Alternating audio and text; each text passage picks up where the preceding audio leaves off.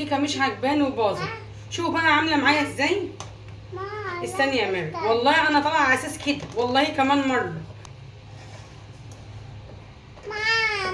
استني بس اوريهم واحده وبعدين ايه حي وقولي ماما وكل اللي انت عايزه تقوليه.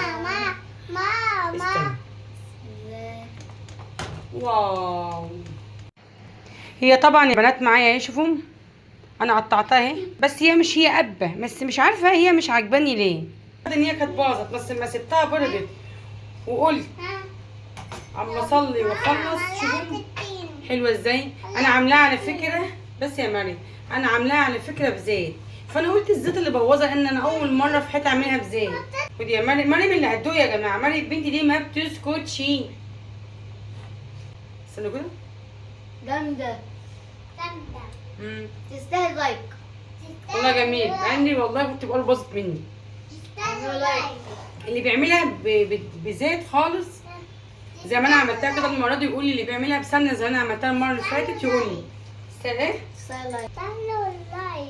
تستاهل والله، تستاهل بقك والله العظيم جميله. بصوا بقى، صباح الفل عليكم.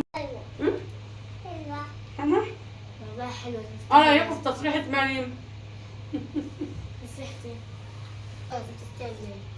واللي ما عملتش هيك والله العظيم جميل، بس على فكره انا اول مره اعملها بزيت بس. اللي بيعملها بردك بزيت بس يقول لي، عشان انا حاسه ان هي مش مظبوطه زي كل مره، مع انها من ورا عامله ازاي ومن قدام عامله ازاي، واهي هشه خالص اهي.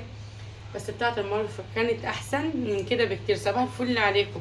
عملت كوبايه شاي هفطر. صباح الفل والهنا والسعاده عليكم، بحبكم قوي.